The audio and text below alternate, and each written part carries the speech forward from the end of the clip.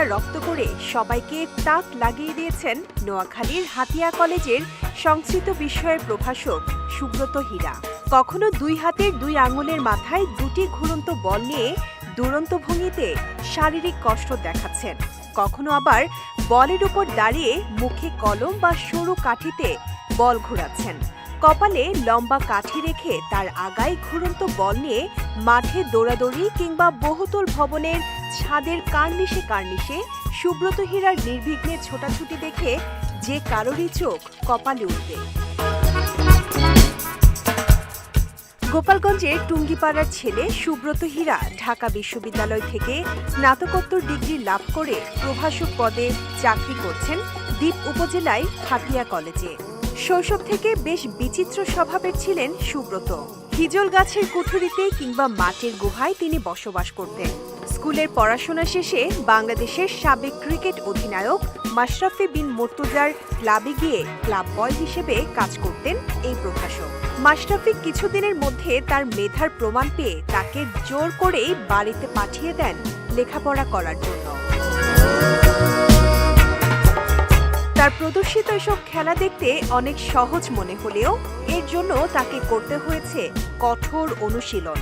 দীর্ঘ 2 বছর ভাত মাছ মাংস খাওয়া বন্ধ রেখে কাঁচা বাদাম, ছোলা আর পাকা কলা খেয়ে শরীরকে ফিট রাখছেন তিনি।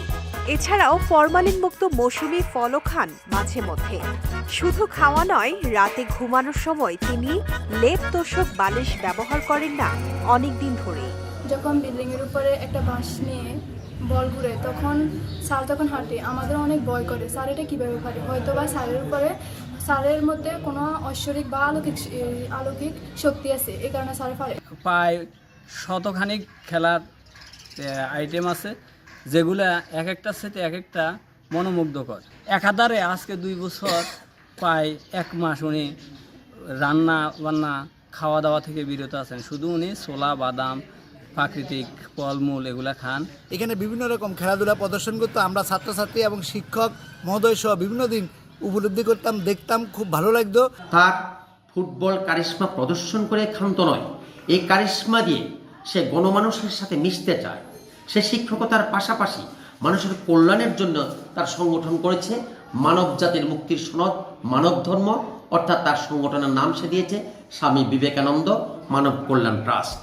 প্রতিদিন বিকেলে কলেজের মাঠ বা কলেজ ভবনের ছাদে এই অসাধারণ প্রদর্শনীগুলো করে থাকেন তিনি।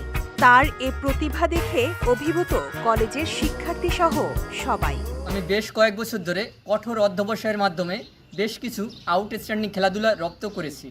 তো আমার এই আউটস্ট্যান্ডিং খেলাধুলা রপ্ত করার জন্য রপ্ত করার মূল উদ্দেশ্য হচ্ছে মানুষের জীবনকে কিভাবে সুন্দর করা যায় সেই বিষয়ে মানুষকে সচেতন করার জন্য আমি 2টো কন্টেন্ট তৈরি করেছি। তো এই 2টো কন্টেন্টে অনেকগুলো বার্তা আছে। তো আমার কন্টেন্ট 2টির স্লোগান হচ্ছে বদলে ফেলো নিজেকে, বদলে দাও পৃথিবীটাকে, সঠিক খাদ্যাভ্যাস গড়ো, জীবনটাকে সুন্দর করো। বিশ্বজয়ের স্বপ্ন দেখেন সুব্রত হীরা। অসাধারণ কিছু খেলা রপ্ত করে তিনি আত্মিক মুক্তির জন্য মানব সেবার কাজে আত্মনিয়োগে বদ্ধপরিকর। সকল ধর্মের মানুষের প্রতি জীবনকে ভালোবাসার, সঠিক খাদ্যাভ্যাস গড়ে তোলার এবং মানুষকে ভালোবাসার আহ্বান জানিয়েছেন প্রতিভাবান এই প্রভাষক।